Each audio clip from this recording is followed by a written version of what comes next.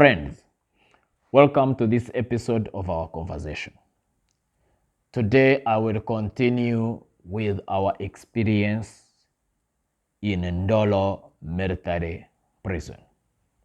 In the previous episode, I narrated how I was transferred from Beni and my colleagues were transferred from Goma, and we met in Kinshasa in Ndolo Military Prison.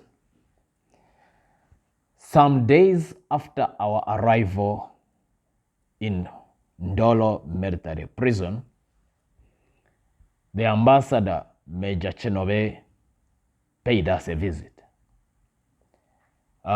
He told me that he had a letter that had been written to him by our lawyers, A.F. Mpanga, and that it was on the basis of that letter that he had come to check on us. So I told him that before we could engage in any discussion, I needed first to read the letter and see its contents. A proposal that the ambassador had no objection to. So he gave me the letter and I read it. In the letter, our lawyers were asking the embassy to extend consular services to us, to establish our state of health and the offense for which we are being held. In the letter, the lawyers pointed out that it was immaterial what side of the political divide we belonged to or what offense we were being accused of, because we still remained citizens of Uganda and therefore were entitled to such consular services. So, after reading the letter, we had a very cordial discussion, friendly chat with the ambassador, who asked me tongue in cheek how I compared the Ugandan system with that of Congo. And I also answered him with a question, asking him why NRM people always love to compare themselves with the worst and not the best. After our brief chat, we were taken back to our wards, to the prison wards, and we began our long journey in jail. The reception we received in Ndolo was far from being warm.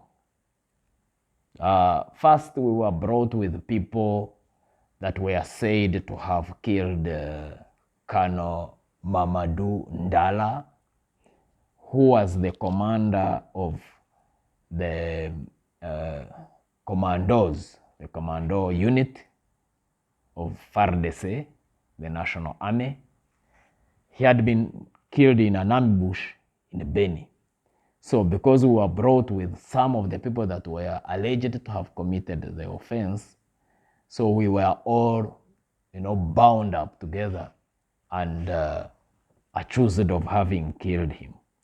So everywhere we went, we were being accosted by people who thought that we were part of the people that had killed Colonel Mamadou. Others were hostile to us because they blame Uganda for the woes brought about by the wars that have devastated Congo. Now, this had two aspects to it. The first is that the Congolese believe quite rightly that the Ugandan government supports rebels in their country, which rebels kill, loot, and devastate their country. Of course, they also have the memory of the wars of 2000 to 2003, where the most prominent is the war between Uganda and Rwanda in Kisangani.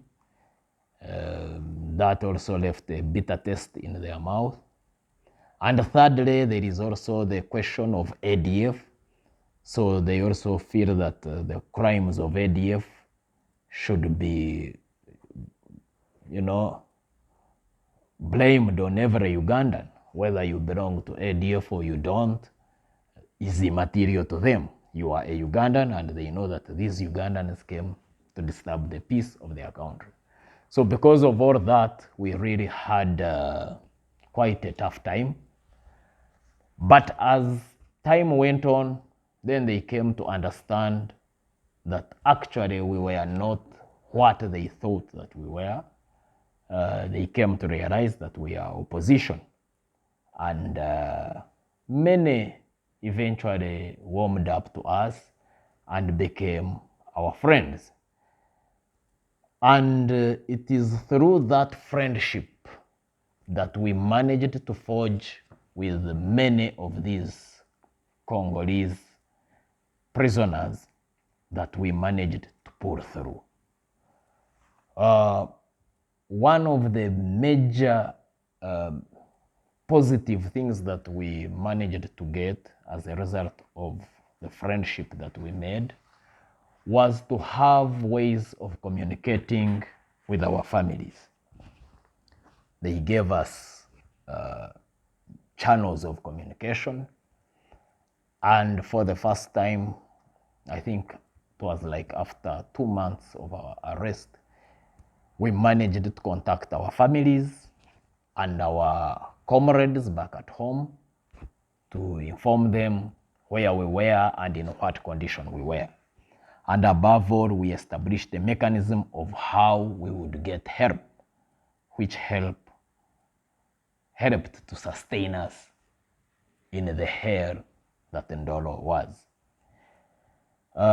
Jail is generally a very difficult place. It is doubly difficult if it is a military prison. And when it is a military prison in a foreign country, it's really hard to describe. And then it is even worse when one falls sick. Now, in early 2015, a few months after our arrest, one of our colleagues, Kamugisha Joseph Karisho, fell sick. He started sweating, especially the limbs, the legs. He had excruciating pain, and none of us knew what the problem was.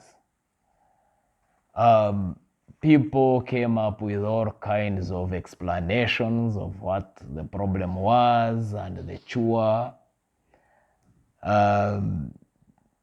There was a group of prayerful people. They said, no, this is a problem that can only be solved by prayer. There were those traditional herbalists who came with all kinds of herbs.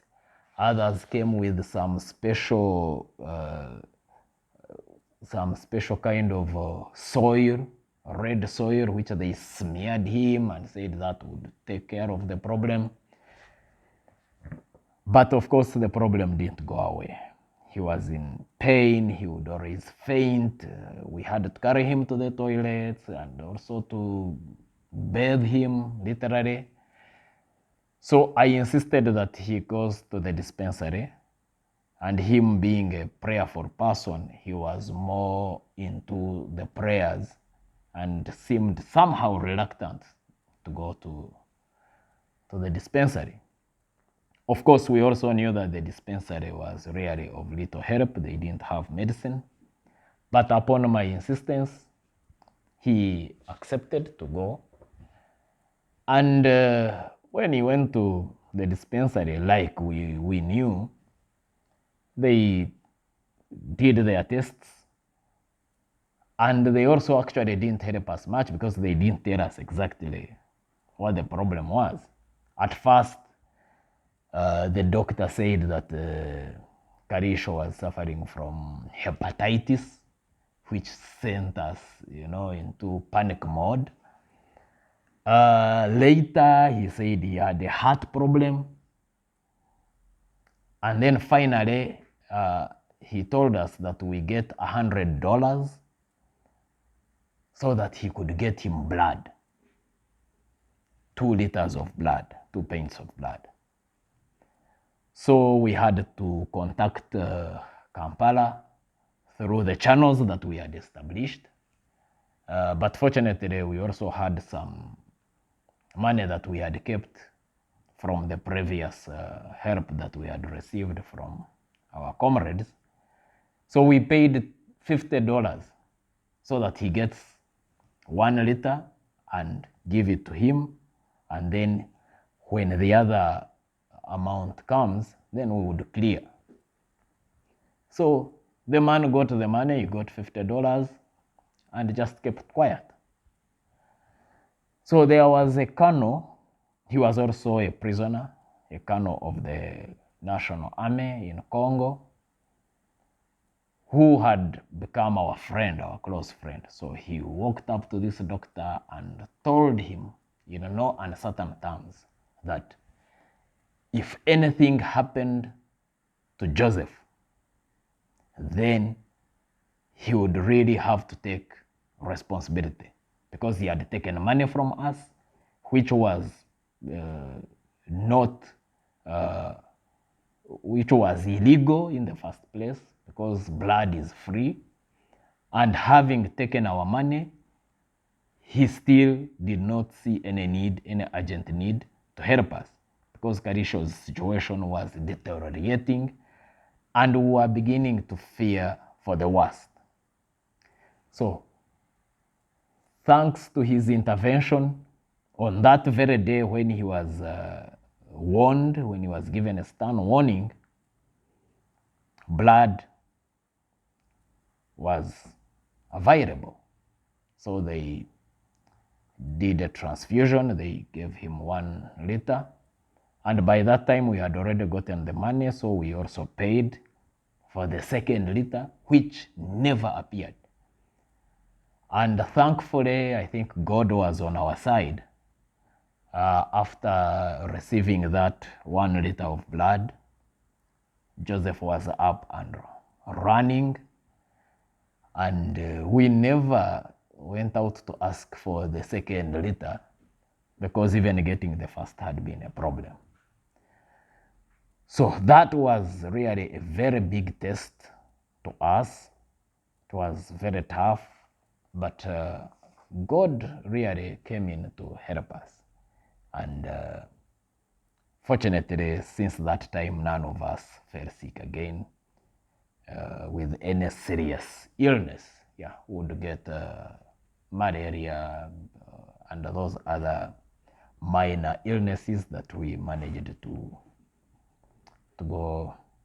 get over until when I got coronavirus, COVID, that almost put me out of action. But that will be a story for our next episode. Thanks for following. Those who have not yet subscribed, I encourage you to do so, and to also encourage your friends to subscribe so that you can always be notified whenever a new episode is up. Yeah, thanks for following. Till next time, may God bless us.